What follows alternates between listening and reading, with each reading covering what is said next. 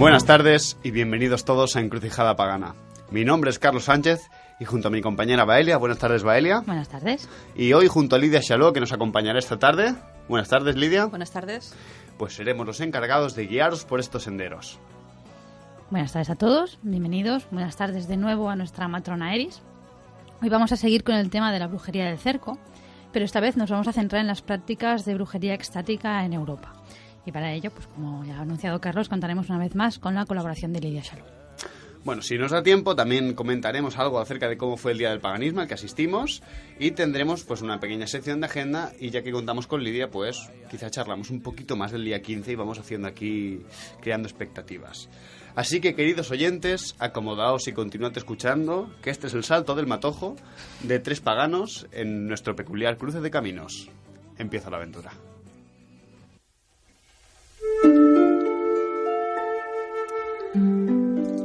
Bueno, pues la semana pasada empezamos con el tema de la brujería del cerco y en resumen explicamos que era una forma de brujería centrada en la práctica del viaje extático, esencialmente medieval, con un trasfondo pagano más o menos diluido según la época y la zona. Vimos también que en muchas ocasiones esta práctica del viaje extático es común en el territorio europeo, nórdico y germánico, pero también en el área mediterránea, y que muchos practicantes de esta clase de brujería la combinaban también con prácticas de brujería popular o folclórica, como el curanderismo, la elaboración de filtros y sortilegios o la adivinación. Por último, la separamos de la brujería tradicional, entendiendo que la brujería tradicional sería una forma de brujería que, además de poder contener estos elementos que ya hemos citado, tiene cierta influencia culta y es mantenida dentro de una familia o grupo a través del tiempo, ya que esto lo separamos un poco porque implica otras consideraciones y formas de trabajo. Vimos también cómo el mundo editorial se apropió, en cierto modo, del término brujería del cerco y se creó cierta confusión, primero porque se usó para designar al practicante solitario de la Wicca y después porque se asimiló a la brujería de cocina o al herbalismo y finalmente porque incluso a la hora de hablar de la brujería del cerco en sí misma, como una corriente particular, se ha creado un estándar contemporáneo en el que se está creando una nueva línea editorial que en ocasiones lo aleja de lo que la brujería del cerco es en origen. O sea, lo que comentábamos alguna vez del filtro Instagram. Sí. En la definición de Sarah Lawless, que es una autora en general equilibrada, por decir que ni es de una tradición muy cerrada, ni es tampoco de lo más publicado, ¿no?, de lo que está más dedicado cara afuera, el seto en la brujería del cerco hace referencia a la frontera entre el mundo material y el otro mundo, lo desconocido. En el trabajo en trance, que también se puede llamar trabajo de viaje, la bruja cruza esta barrera para contactar con los espíritus del otro lado, aprender de ellos y traer de vuelta este conocimiento al mundo. Una bruja del cerco puede usar también esta habilidad del trance para rituales de curación física y mental y para hacer adivinaciones. Estas prácticas en muchas ocasiones comparten la naturaleza de lo que conocemos como chamanismo. Chamanes de todo el mundo, aunque el término es siberiano, pues los entendemos en la descripción extensa, hablan con los espíritus y ancestros a través del trabajo en trance para aprender cantos y hierbas específicas para la curación. Las enfermedades se considera que son causadas en ocasiones por espíritus malos y el trabajo del chamán junto con sus espíritus guías o ayudantes sería sacar el espíritu de la persona afectada. La bruja del cerco sería pues, esencialmente un curandero cuyas prácticas se basan usualmente en la brujería europea, pues más cercana a las videntes, a las volvas, a las seitconas y a los fairy doctors, ¿vale?, que serían personas que reciben el don de curar del mundo feérico. En la brujería del cerco se emplean varios métodos para entrar en trance, entre los que se incluyen los enteógenos, respiraciones, danzas, sonidos de tambores y visualizaciones.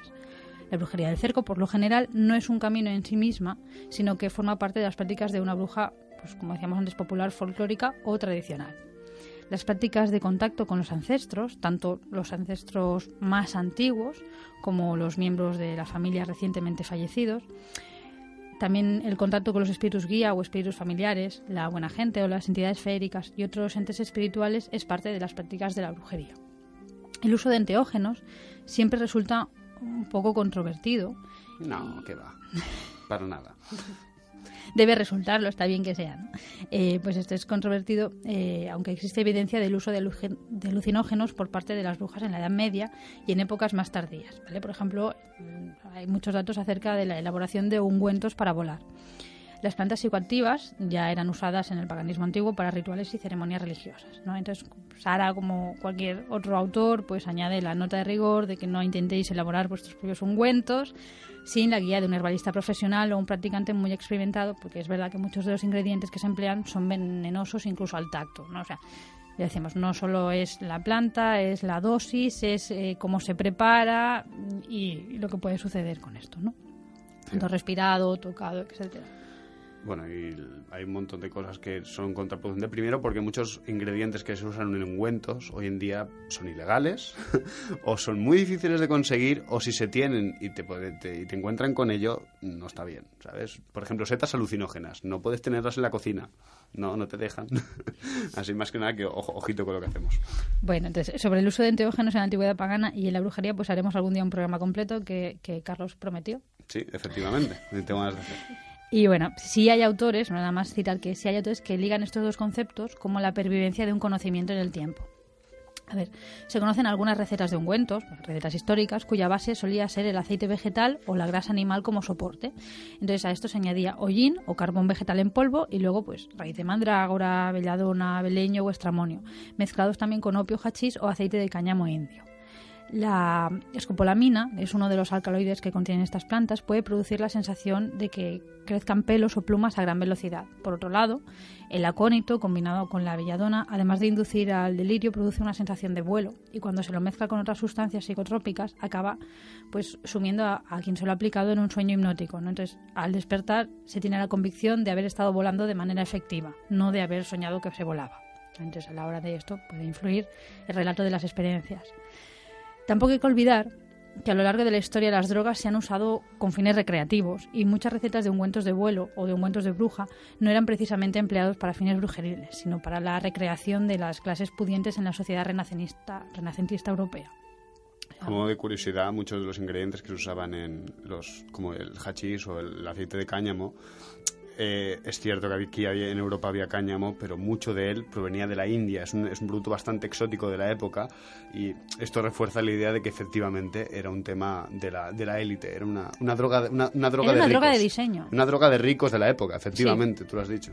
Pero bueno, pues más o menos lo que pasa también hoy en día, ¿no? La gente pone sus excusas y le ponen nombres bonitos y tal. Pero bueno, en este punto pues no está de más recordar esto, ¿no? Que además de los peligros que el viaje al otro mundo comporta, pues este descenso al inframundo, el recorrido bajo tierra, es un viaje de ida y de regreso y que al regresar hay que traer o herramientas o conocimiento o soluciones.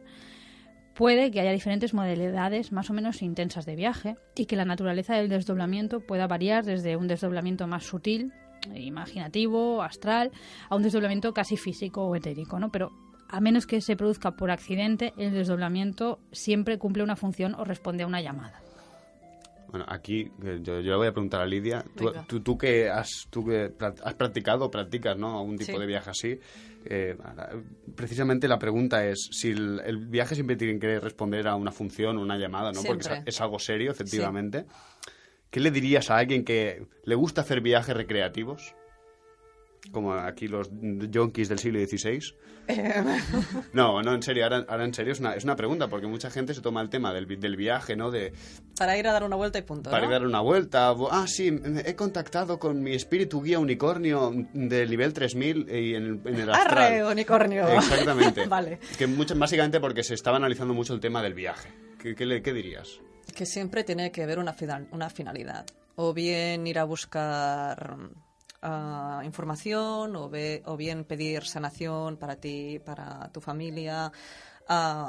Siempre una finalidad en mente. Si quieres hacer un viaje y, bueno, pues mira, pues no sabes bien qué hacer, pues céntrate en un aspecto de tu vida en que necesites evolucionar o necesites arreglar algo y al menos ves con esa idea, que al menos sacarás algo de provecho. Es que no, un viaje en plan voy a ver el paisaje, pues no es productivo. Es que es lo que pasa en temas de brujería de la bruguera o brujería del cerco. Siempre tienes que enraizar el conocimiento que traes, porque si no, no nos sirve de nada. Se queda ya en plan como algo arquetípico flotando y es super New Age y vale, ole, flores y punto. Claro. Y no es plan. Siempre tienes que tener un objetivo en mente. ¿vale? Que no hace falta que sea muy complejo, no hace falta que responda a la llamada de una divinidad, de un espíritu, que a veces sí. Pero sí, por ejemplo, pues evolución propia, evolución personal. Ya está, ya vale. Vale. Sí, no, más que nada es que también la manera en cómo encaras el viaje, ¿no? Cómo lo preparas o dependiendo de la finalidad que le vayas a dar, te va a condicionar esa experiencia. Es decir, si tú vas a salir, sí es verdad que a veces, pues, como en cualquier materia, ¿no? Hay una exploración previa, ¿no? Pues aprender cómo funciona un poco el medio, pero bueno, ya eso ya es una salida de aprendizaje. Luego es un poco mucho lo que decía Lidia, ¿no? Una vez has ido y vuelves con lo que has conseguido, tienes que hacer algo, pero es como leer y leer y leer y no poner en práctica nada. Ya, pero es que esto es lo que más se lleva o lo que más te encuentras.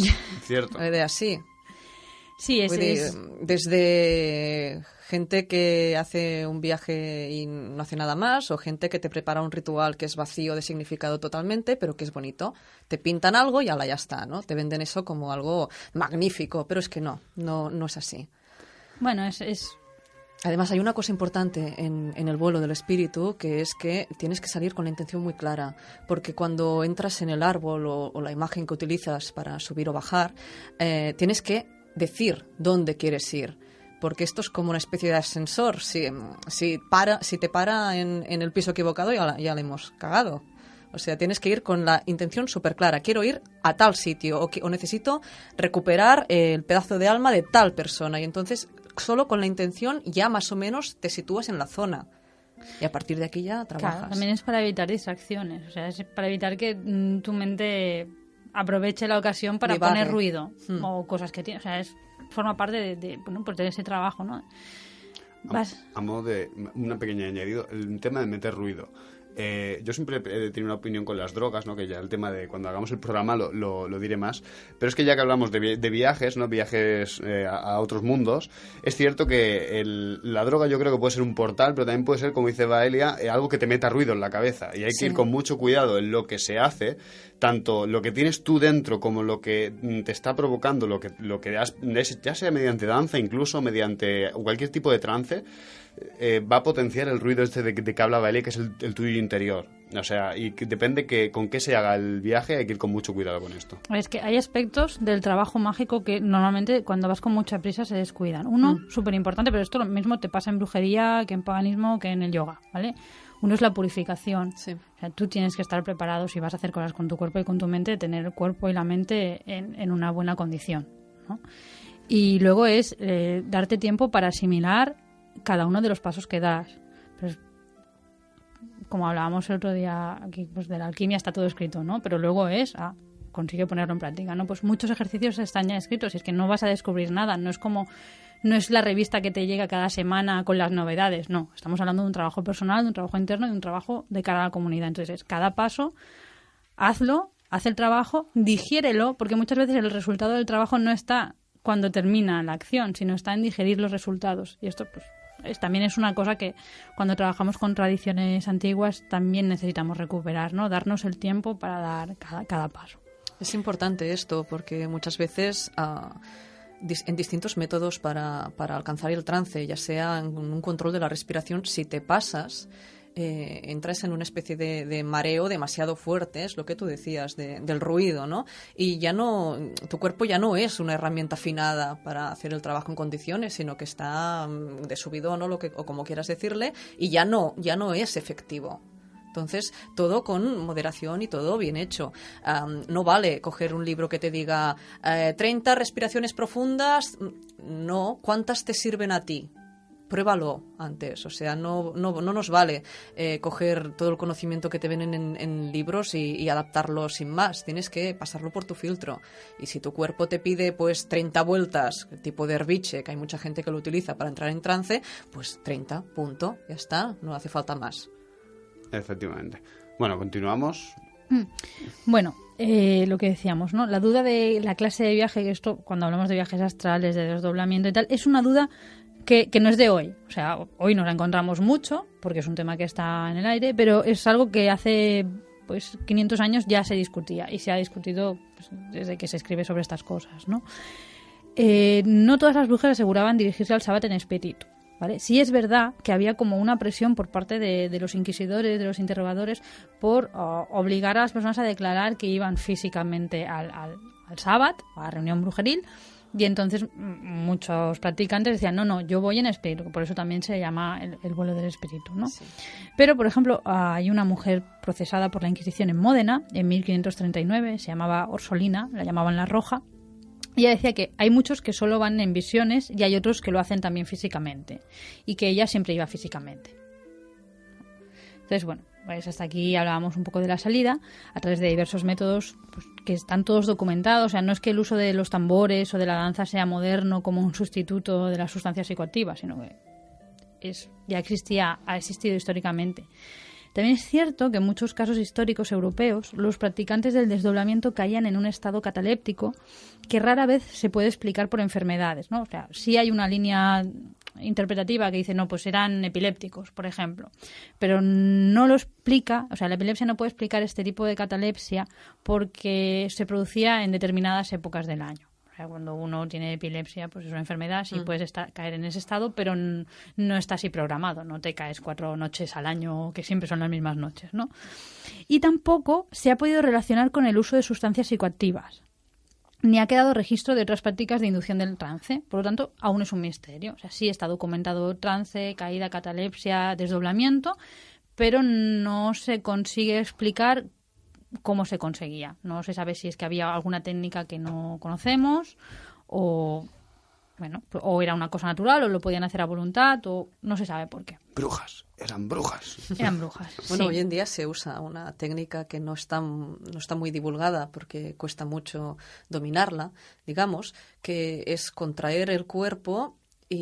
Pero cuando digo contraer el cuerpo es todas las partes, hasta las mandíbulas, todo rítmicamente. Entonces esto al final provoca una liberación tal de energía que realmente te caes al suelo y realmente te convulsas porque el cuerpo es que no da más. Entonces este punto de romper la cadena o de estallido de energía es lo que se usaba también para ir al otro lado, digamos. Para saltar. Para saltar. Bueno, entonces hablemos ahora de qué es lo que el brujo encuentra en el otro lado, ¿vale? Ya hemos comentado en varias ocasiones que en el mundo de los espíritus hay dos grupos que quedan solapados. Uno es el de los muertos y ancestros, o sea, muertos / ancestros, y el otro sería el de los espíritus naturales o entidades feéricas de mayor o menor rango, ¿vale? O sea, desde entidades que pueden equipararse a dioses y diosas, pues guardianes, guías, familiares, hasta fuerzas menos particulares, ¿no? Pues general, ¿no? Pues hadas, ninfas, elementales. Sí, númenes, sí. Exacto. Bueno, gran parte de las mitologías europeas sitúa al otro mundo bajo tierra, bajo colinas o túmulos, donde por otro lado también hay enterramientos y una posible reminiscencia del culto a los ancestros de la comunidad. Además del recuerdo de los ancestros recientes, muchas culturas guardan un respeto a los ancestros en general, a los que estuvieron antes, ¿no? Incluso cuando no son de la misma línea generacional o, por ejemplo, hablan de otras razas. Gigantes, titanes, gente antigua, etcétera. Hay un recuerdo de que alguien hubo antes, ¿no? Sin ir más lejos, pues por ejemplo muchos dólmenes, que si alguien no lo tiene presente, los dólmenes son un tipo de enterramiento prehistórico, se han considerado lugares de reunión de brujas y hadas, y en el siglo XIX aún se creía que eran altares druídicos. Pobres druidas. Obviamente, ahí está, esto es falso, ¿no? Los druidas no usan los dólmenes de altar ni sacrifican vírgenes en ellos, pero esto nos da una idea del tipo de cosas que la mentalidad popular agrupa de forma automática. Pues esto, los muertos, las entidades feéricas y las brujas. Sí, una pequeña nota aquí que lo de sacrificar las vírgenes me ha hecho mucha gracia, pero bueno, esto es otro tema. Aparte de muertos y ancestros, hay otra figura que normalmente se pasa un poquito por alto, que son los poderosos muertos. Los poderosos muertos no son tus ancestros, ni de línea sanguínea, ni los que vinieron antes, que esto es el hilo rojo, ¿no? Pero sí que son las figuras de los que han ido a la caldera y han renacido con recuerdos y con poderes especiales, ¿no? Son los famosos héroes de las sagas, Cuchulainn y todos estos. Entonces, estos también se contaban como los ancestros y el pack de los muertos, digamos.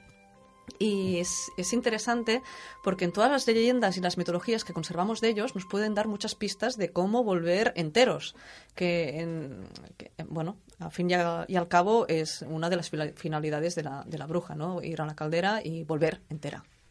Esto es interesante. En este punto no sé si interrogarte acerca de la caldera. Yeah. No. Cuéntanos más. La de mi casa funciona mal. Ya. Bueno, y al margen de esto, En fin, la caldera. continuamos. Bueno, pero es como un poquito lo que se contaba, ¿no? Creo que es en mitología clásica, pero no sé si es en algún tipo de misticismo posterior, que decía, en los muertos normales beben del leteo, los muertos que han sido iniciados pueden beber de otra fuente, que es Nemosine, y Eso conservarla. es el orcismo. Exacto. Ahí está. Eso lo dice el orcismo. Que no bebas del leteo y dirígete al río de Nemosine, porque así de esa manera podrás recordar y se te identificará como un iniciado. Y es pues trascender pues la experiencia de la muerte como una disolución y mantener tu individualidad. Exactamente. Esto lo encontramos en casi todas las mitologías. Entonces, es la guerra común, ¿no? de los iniciados o de las brujas y los brujos, que es intentar pasar en el momento de la muerte la consciencia, arrancarla del ego y pasarla al ser, a tu esencia pura, que es la que no se disuelve. Bueno, pues volviendo un poco al tema de los montículos y cosas que hay debajo, en la cultura germánica también se consideraba que el cristianismo había desplazado a los antiguos dioses y diosas que se habían refugiado pues en territorios extremos, ¿no? En las marismas, en bosques así más alejados y bajo las montañas.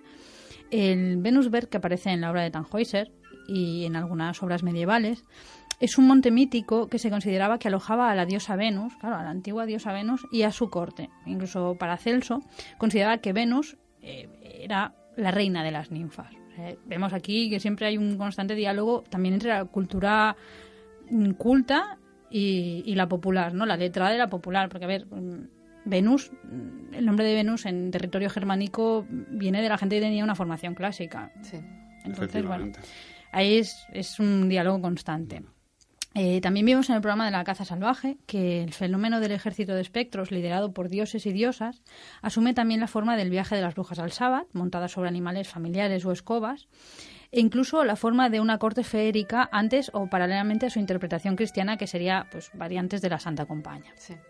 De estos datos podemos inferir que dependiendo del entorno, formación, filiación y carácter del practicante, una vez cruzada la frontera hacia el otro mundo encontrará una u otra realidad. ¿Vale? La brujería y más la brujería de cerco, la brujería extática, es una práctica que se basa en la permeabilidad de las fronteras y pues no es el tipo de práctica en la que una manera de ver ese otro lado invalide otras. Esto ya depende de cada uno. Esto es muy interesante, ¿no? Porque de esa manera aceptan como un multiparadigma, pero lo importante es que funciones. Eso es muy de bruja. Sí. Sí, y bueno, aprovecho para mirar, ya que tenemos a nuestro técnico aquí tan atento, vamos a hacer una pequeña pausa musical, así dejamos a Baelia respirar un poquito. Y bueno, yo no necesito respirar. ¿Está sobrevalorado? Claro, como es bruja. Pues nada, hacemos una pequeña pausa musical, que esta se la dedicamos a Susana Castellet, o también llamada Melina, que nos pidió el título... no me acuerdo, Daemonia Nymphae o algo así. Bueno, te la dedicamos, que espero que te guste, porque tú nos la pediste, y que Eris te bendiga.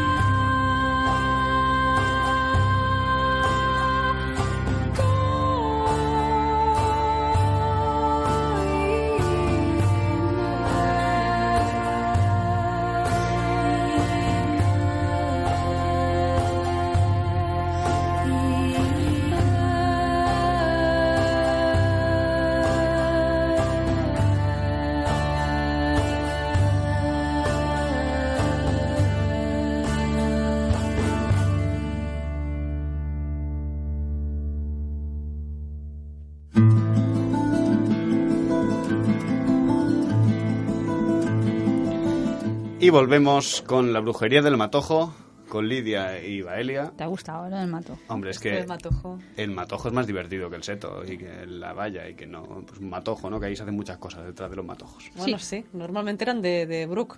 Pues ya está, O sea, que exactamente. sí, matojos, vale. Exactamente. Haremos escobas. Volvemos.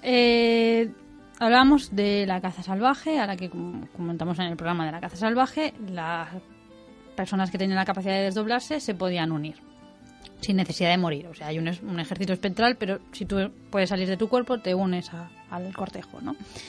Históricamente, hay algunos momentos especiales para realizar estos viajes al otro mundo, ¿vale? Son unas fechas muy concurridas, no solo para el viaje, sino también para la práctica de brujerías en general. Por ejemplo, las que rodean al solsticio de invierno, especialmente la noche de San Silvestre, que es el 31 de diciembre, y la noche de San Juan, que es más o menos en torno al solsticio de verano. Aunque esto depende de la región, pues por ejemplo en la zona germánica la gran noche sería Walpurgis, ¿no? La víspera de mayo, en la que las brujas, si no me equivoco, se reúnen en el Monte Brocken. Sí. Bueno, hoy en día relacionamos estos términos con los festivales del ciclo anual pagano contemporáneo, pero tradicionalmente se relacionan con las 4 témporas. ¿Qué es esto de las 4 témporas? Bueno, pues las témporas en la liturgia cristiana son unos ciclos que corresponden al final e inicio de las 4 estaciones del año, que en origen pues estaban dedicadas a dar las gracias a Dios por los beneficios recibidos de la tierra y a pedirle su bendición sobre las siembras para que produjeran cosechas abundantes. Las fechas de las témporas corresponden a los viernes y sábados después del 13 de diciembre, Santa Lucía, después del miércoles de cenizas, que bueno, pues como usan un calendario lunar va cambiando, ¿no? Pero esto estaría entre el 4 de febrero y el 10 de marzo.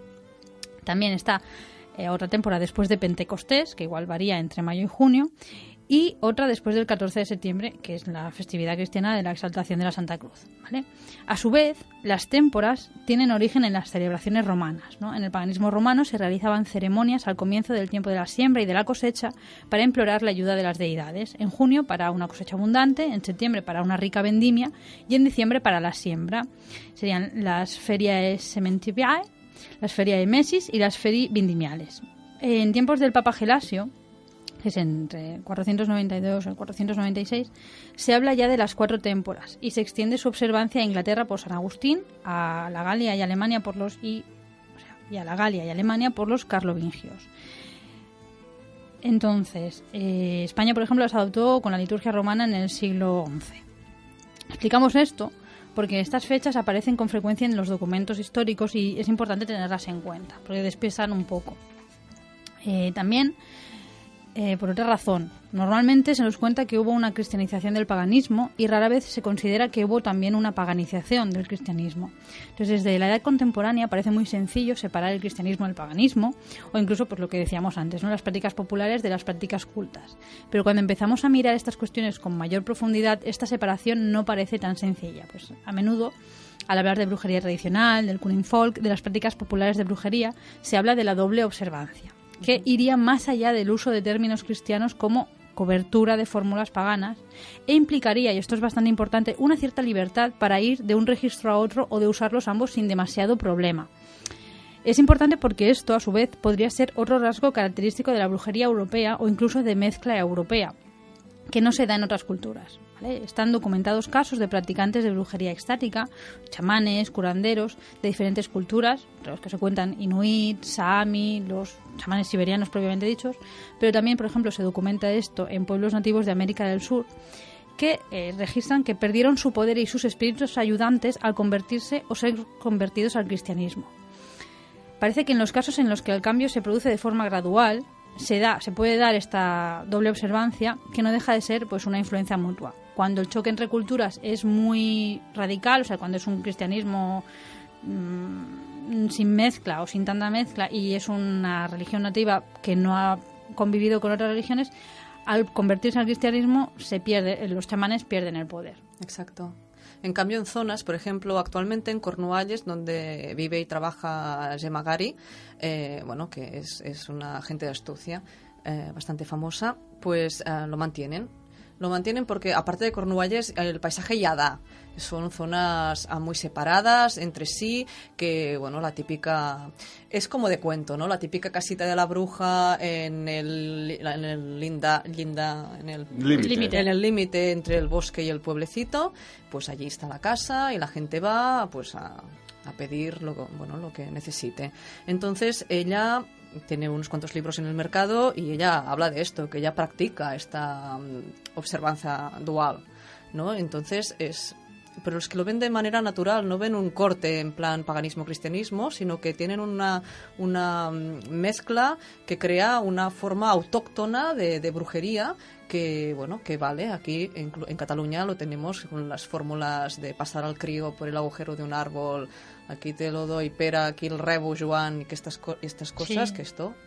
que esto es pagano, cristiano, es Sí. una mezcla. Esto creo que cuando hicimos el programa de brujería lo habíamos visto, que en algunas zonas de Francia se hacía con el pan. No, se pasaba para curar a los niños, se los pasaba por el horno. También, O sea, así mira. como, a ver, no se metían ahí, no se cocían, los Lástima, niños, ¿vale? ¿no? Solo se pasaban por dentro como para curarlos, como Sí, para... sí. Y entonces, esto que comenta Lidia es un ritual, una práctica que se hacía con el padre del niño, cuando un niño se rompía algo, hacían una incisión en un tronco, en un árbol, se ponían el padre en un lado, el padrino en el otro, Se lo pasaban. y se iban pasando al niño de uno al otro. Entonces uno asumía a la imagen de Juan, por ejemplo, y el otro era Pedro, personas de la Biblia. Ahora mismo no. Sí, No santificadas, sí, santos, no sé qué. básicamente, sí. Y hacían esa fórmula de pasarse al uno al otro, pero que es una cosa tradicional. Allí en Cornualles se hace con una piedra, con un agujero. Típico menatol, pues ala, crío para un lado, crío por el otro. Qué pobre niño, vaya meneo. Bueno, en la historia nocturna de Carlo Ginzburg se dan a conocer un cúmulo de prácticas de tipo extático que se repitieron con algunas variaciones a lo largo de la geografía europea desde la antigüedad hasta principios de época moderna. No es posible asegurar, pero tampoco desmentir si las personas encargadas de llevar a cabo estos ritos eran paganos o no, ¿no? Muchos de ellos se consideraban buenos cristianos, por más que, al mismo tiempo, las autoridades eclesiásticas de la época no opinaran lo mismo. De hecho, muchos fueron condenados. Pero al mismo tiempo, pues, su vínculo con la tierra y su desempeño en los cultos agrarios fueron más significativos que los que se atribuyen en la mayoría de casos en el paganismo actual, ¿vale? Eran personas, sí, muy cristianos, pero los ritos que hacían tenían mucho que ver con la fertilidad de la tierra, con conseguir... Esto es algo que vamos a ver ahora, ¿vale? Ginzburg reúne una serie de protagonistas de ritos agrarios que escapaban ya entonces de los esquemas preconcebidos de la Inquisición, como hoy lo harían de las categorías que estamos usando, pues a nivel editorial, ¿no? La función de estas personas era luchar en espíritu por la fertilidad de los campos en determinados momentos del año. Estas batallas se llevan a cabo en estado de éxtasis, en ocasiones en el inframundo o en otros mundos. Uno de los casos más conocidos de batallas nocturnas es el de los Venandanti, que dice Carlos que son mi Belmez particular. Pero bueno, pues ahí van, pues hay mucho que sacar de estos estudios. Y bueno, con este término se designaba en la región de Friul, que está en el noreste de Italia, entre los siglos XVI y XVII, a unas personas que afirmaban asistir periódicamente a las procesiones de las ánimas, pero también a quienes declaraban combatir por la fertilidad de los campos contra los malandanti o brujos. Según su propio relato, el espíritu abandonaba temporalmente el cuerpo caído en letargo, a veces en forma de animal, a veces montando uno, para dirigirse o bien a las procesiones de muertos, o sea, la caza salvaje, o bien a las batallas que se producían durante las 4 témporas de la liturgia cristiana, como decíamos antes, a principios y a finales de cada estación. Los Venandanti nacían con alguna señal, o bien al llegar a cierta edad, otro Venandanti venía a buscarlos, a llamarlos como a un ejército. También para algunas brujas en otros territorios se producía esto, ¿no? Que una bruja mayor o un brujo venía a buscarlas al llegar a cierta edad para que partieran con ellos a las reuniones en las que en ocasiones también participaban los difuntos. Pues si os acordáis, creo que el primero o el segundo programa que hicimos que dedicamos a la brujería es lo que Sibila y Pierina hablaban de la parroquia de los vivos y la parroquia de los muertos, ¿no? Era una reunión que juntaba los dos mundos. Varios testimonios de Venandanti describen también un campo de batalla en el que cada bando incluso porta su estandarte. Un esquema muy parecido seguían en Livonia y otros territorios aledaños los licántropos, ¿no? Un caso estudiado tanto por Ginzburg como por Claude Lecoté es el de un anciano octogenario llamado Thiers que fue juzgado por la Inquisición en el año 1692.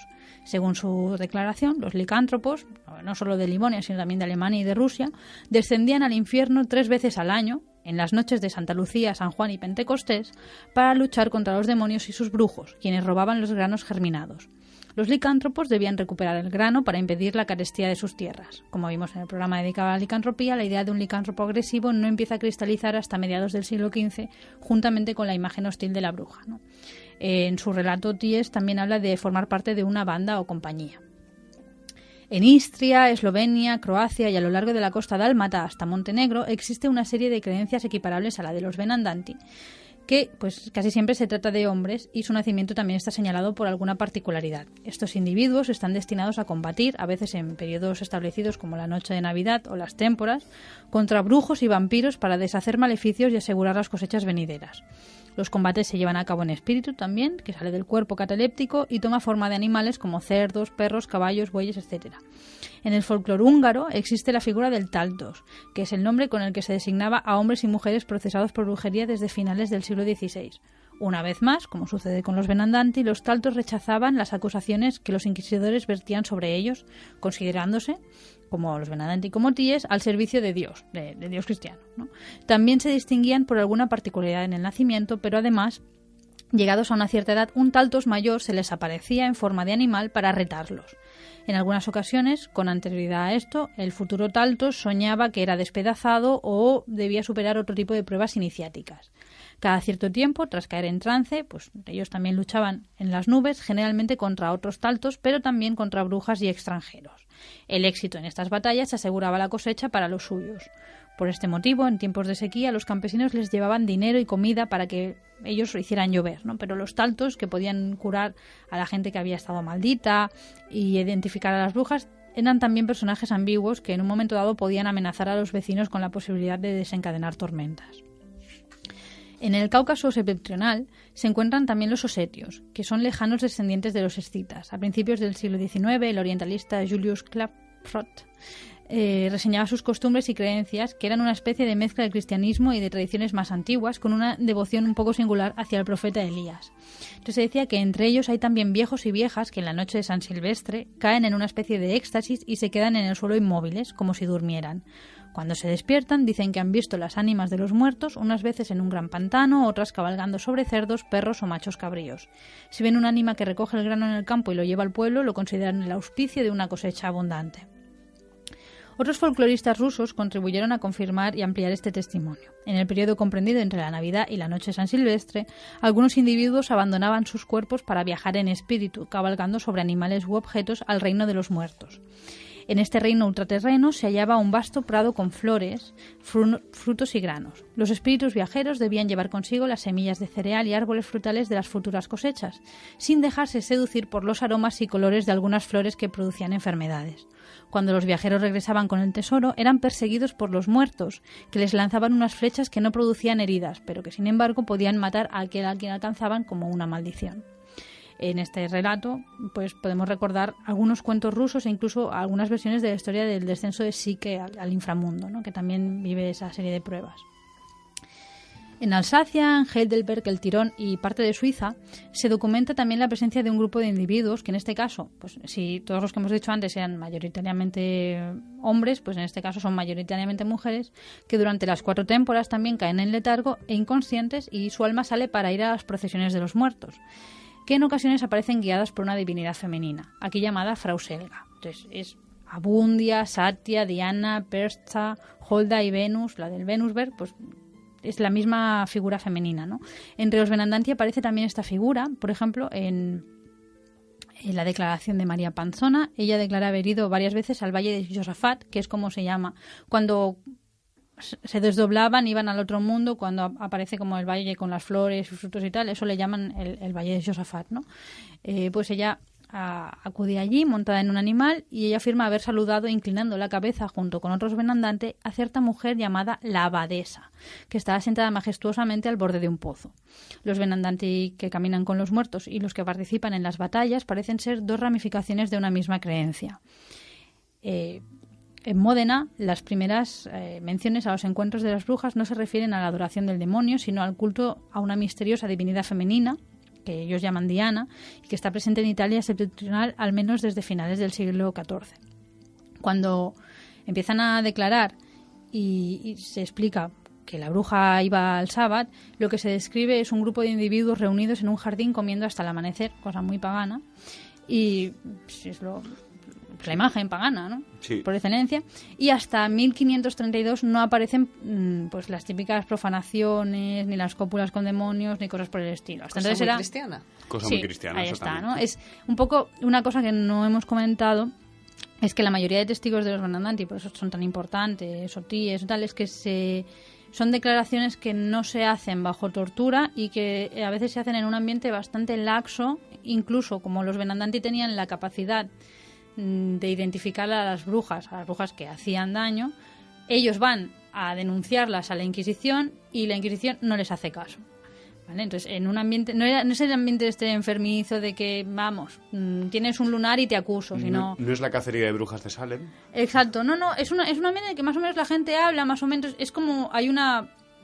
lo quieren darse a entender, no les cuesta, hay un diálogo, es bastante interesante porque ves cómo se enfrenta la mentalidad de los inquisidores, que tenían como muy claro su esquema y cuando están registrando las declaraciones están intentando hacer pasar por el tubo a los que están declarando, y la gente que habla de cosas que, bueno, pues no tienen mucho que ver. ¿Vale? Entonces, también otra cuestión que se encuentra la gente que se desdobla es la evidencia, ¿no? Desde 1544 se recoge pues la historia antigua de unos clérigos itinerantes, que ya me diréis qué clase de clérigos se dedican a estas cosas, bueno, unos clérigos itinerantes que decían a los campesinos que ellos habían estado en el Venusberg, en la montaña esta donde Venus vivía con las ninfas, y pues gracias a este contacto podían conocer el pasado y el futuro, eran capaces de encontrar objetos perdidos, sabían hechizos de protección contra las brujas y podían convocar incluso al ejército furioso, que es otro de los nombres de la caza salvaje, que estaba compuesto por las almas de los muertos que habían muerto antes de hora, ¿no? Entonces, estos clérigos itinerantes parece que en su mayoría eran embaucadores, ¿vale? Que engañaban un poco a la gente para sacar el dinero. Pero bueno, sirven como para testimoniar creencias populares, pues desde 1544, que es la primera mención de ellos, hasta bien entrado 1600, ¿no? El viaje a Venusberg, el contacto con el mundo feérico, la vuelta de ese viaje, pues te podía conferir ciertos poderes. Pues muy interesante, oye, la verdad. Bueno, y yo ahora tengo una pregunta así para hacer a las brujas, si hay alguna bruja que me quiera responder, que lo haga, porque esto de viajar al otro mundo para luchar por la cosecha me parece bien. Sí, bueno, estás ahí cumpliendo los ciclos, pero eso de unirte a la caza salvaje, ¿para qué? ¿Para Party Hard era la raíz del momento o cómo iba esto? O sea, porque una cosa le veo un objetivo, pero esto de ir a la caza salvaje y ¡guau! No le veo motivo. No le veo motivo. No, ¿por qué? Pues hay que socializar. Sí, haces amigos antes de irte a la batalla, está bien. No, porque son dos cosas distintas. De hecho, en muchos testimonios de la época, ellos se sienten impelidos a ir. En los casos de los Benandanti y del Hombre Lobo, realmente ellos lo que ven es como un ejército en el que pues llega allí tu jefe, dice, ven, y tienes que unirte a las filas. Hay un llamamiento de filas, porque si ellos no hacen ese trabajo, las cosechas no funcionan. Lo de la caza salvaje, no sé por qué van los muertos por el... A ver, yo lo único que puedo decirte es la sensación que tienes cuando estás ahí, que es que se está moviendo una energía del copón. Eso entonces, seguro. yo no sé si esto sirve para dar un empujón a la rueda o para qué es, pero sé que es necesario. Y cuando estás allí no te lo planteas, estás es que ya no, tu mente ya no es tuya, es que forma parte hasta de un colectivo, digamos. Es como si fueras parte de una colmena de abejas, pues más o menos lo mismo. Uh-huh. O sea, pero... Yo un poco lo que comentábamos la semana pasada de refilón, el contacto, a ver si lo sé explicar, el contacto de el mundo conocido con el mundo desconocido es lo que fertiliza, en cierto modo, la manifestación de lo concreto, ¿vale? Yo sé que me estoy... No, se entiende muy bien. Y mira, tiene relación... Porque tú me conoces. Bueno, sí, porque yo ya sé por dónde vas. Pero tiene relación con algo que estaba leyendo yo hoy en el metro mientras venía hacia aquí, de Joan Amades, de las divinidades de la llar, del hogar, y hablaba de un tema aparentemente inconexo, que era la necesidad de cuando construían una casa, de hacer un sacrificio. Ya fuera primeramente pues una persona viva, después se pasó a un animal, cuando se equiparó que el alma de la persona tenía el mismo valor que el alma del animal, más o menos, y luego ya se pasó a temas más un poquito descafeinados, tipo una hogaza de pan o vino, o hasta las prácticas de aquí de Cataluña, que eran piedras pintadas de rojo, o una cruz roja, o cualquier cosa. Pero sí que se creía que enterrando una persona viva o una ofrenda a esa divinidad del territorio a la que le estaban robando las tierras, sí que traía que la casa que se estaba construyendo se concretase en algo fértil y en algo seguro. O sea, sin la interacción de los dos mundos, eso era un desastre. No había concreción posible.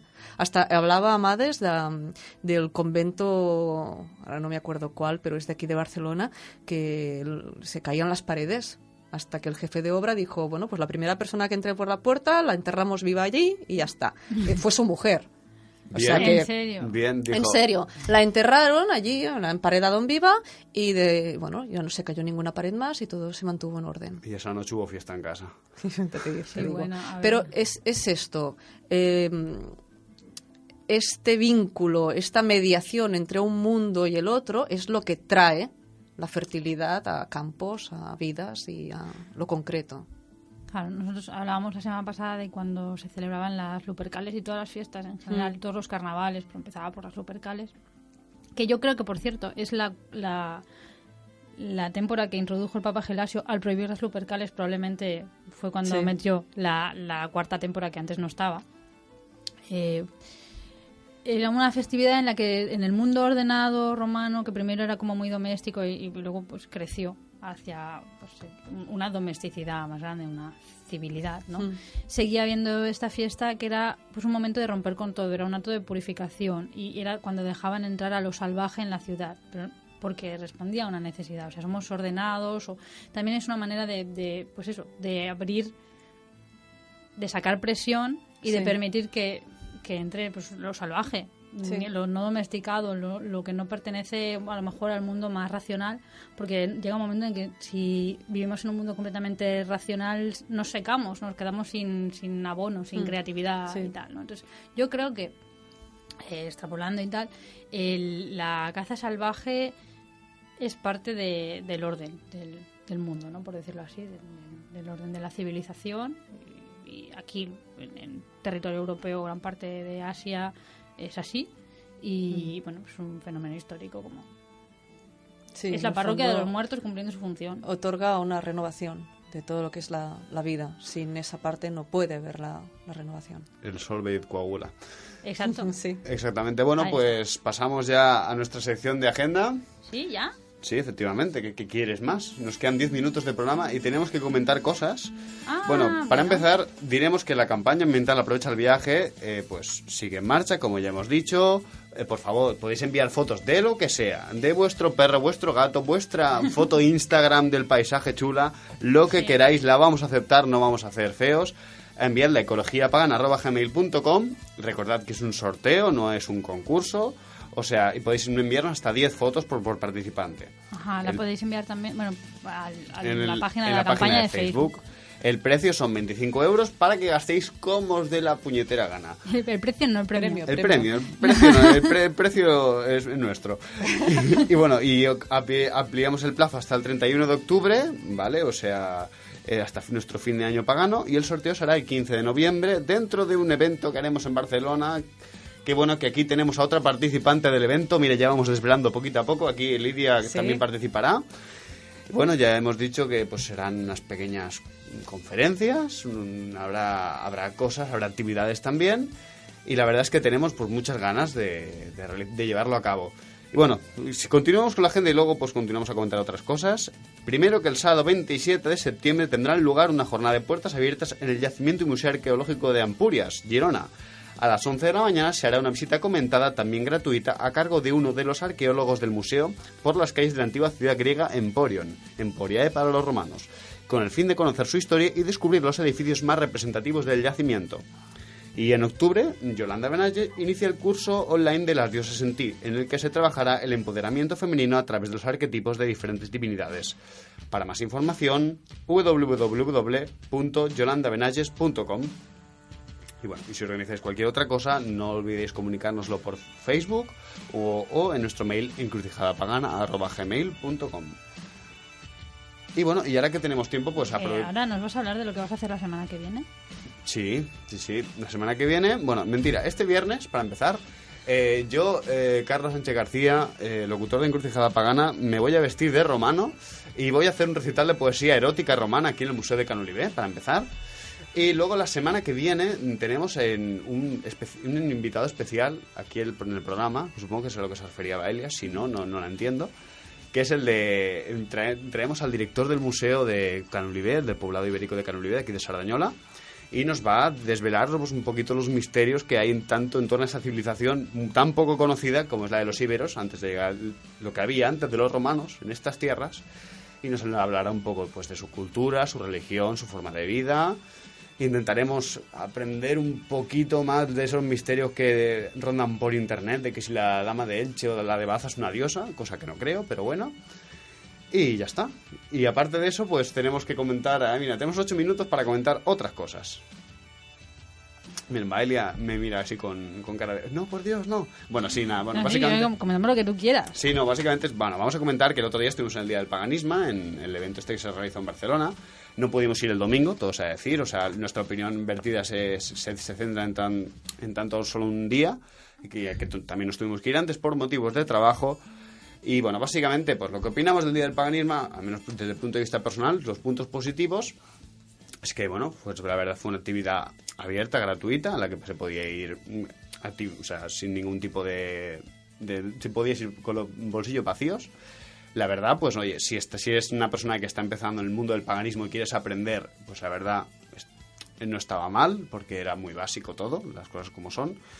Bueno, también hay que decir que es un movimiento dentro del mundo del paganismo que es necesario, ya sea un movimiento hacia un lado, un movimiento hacia el otro, el movimiento siempre está ahí y siempre se tiene que dar. Y bueno, las cosas que yo pensé, por lo que vi personalmente, es que, bueno, un poco de carencia en cuanto al contenido, más que nada un contenido un poco básico, las cosas como son. Pero bueno, al margen de esto, felicitar a los organizadores, felicitar a las personas que lo hicieron, porque, bueno, o sea, la verdad se metieron un curro, que nosotros, como ya estuvimos el año pasado, ya sabemos lo que es. Y bueno, ¿algo a comentar? Bueno, lo del día 15... Ah, sí. Que estaría bien que mantuvierais orejas y ojos abiertos, porque va a ser un evento que se va a destacar sobre todo por la seriedad y por la documentación y la preparación de los ponentes, que es algo que también es necesario. Efectivamente. Bueno, lo que vamos a hacer el día 15 va a ser una jornada, ¿no? Ya que estamos aquí comentando, lo comentamos. Hacemos un día completo, vamos a aprovechar para grabar algunas conferencias de gente que pues, colabora con nosotros. Vamos a intentar combinarlo con talleres prácticos, ¿vale? Para que si la gente que venga, si viene por la mañana o si viene si solo puede venir por la mañana o si solo puede venir por la tarde, como mínimo que se lleve un poco de cada cosa. O sea, efectivamente. Y bueno, pues va a ser en Barcelona y estamos en ello. Estamos trabajando en ello. Sí. Como dijo un político famoso de nuestro país. Exactamente. Y bueno, al margen de esto, pues ya, damas y caballeros, nos tenemos que despedir. Y como no, yo sigo diciendo que quien adivine el título de esta canción tiene un premio, ¿vale? Tiene un premio que no será otra cosa que, bueno, pues un pequeño enlace que le animará al día, seguro. Así que quien adivine el título, por favor, que lo diga. Bueno, y queridos oyentes, como no, muchas gracias por escucharnos, muchas gracias a Sarañola Radio por acogernos también, a Xavi Casas en el apartado técnico, por ahí ser nuestro crack detrás de los micros, que la semana pasada hago una especial mención porque nos salvó nada más y nada menos que la entrevista que grabamos a la 1 de la mañana con Cindy y Penélope. Gracias a Xavi pudimos escuchar la entrevista completa, porque en directo se nos cortó, porque Eris hizo lo suyo. Claro, ella tenía que dar la bendición al inicio de la temporada. Pero gracias a la bruja de Xavi, Xavi y su bruja, pues nos salvamos todos. Y bueno, pues vamos a dar las gracias a Eris por su espléndido tutelaje. Y agradecer a todos los oyentes que nos acompañáis en nuestro cruce de caminos, tanto en directo como online, o a través del podcast en iVoox o en nuestro canal de YouTube. Yo aprovecho para dar las gracias a Lidia, gracias por estar aquí. Y bueno, gracias a ti, Baelia, porque la verdad el programa me ha gustado un montón, oye. Y los Benandanti, quizás son sobrecogedores o no son sobrecogedores. Sí, son sobrecogedores. Que dan mucho juego. Quizás son tu Belmez particular, son pero bueno. Ya volveremos a ellos. Tan tranquila, ya saldrá mi Belmez particular también algún día. Todos tenemos un Belmez. Iker? Todos tenemos un Belmez.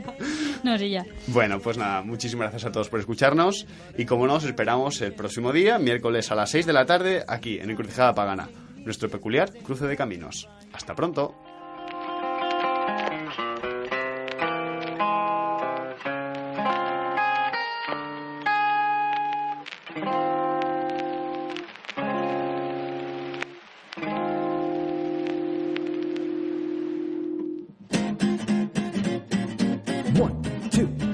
2, 3, 4.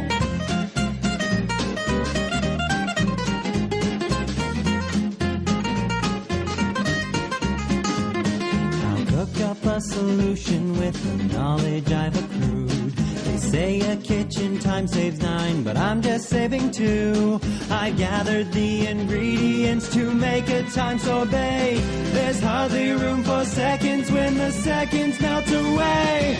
Watch as I work my gypsy magic, eye of the nude and cinnamon. Watch as the matter turns to batter, open the portal, jump in.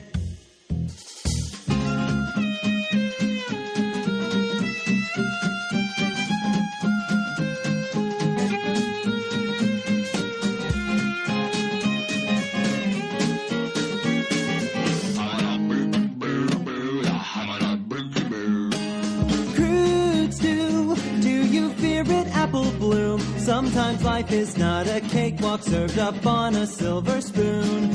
Toss a fig and save the date, and bread and butter, chant and mutter, marination, incantation, chocolate icing, timeline splicing, yeast is rising, rectifying.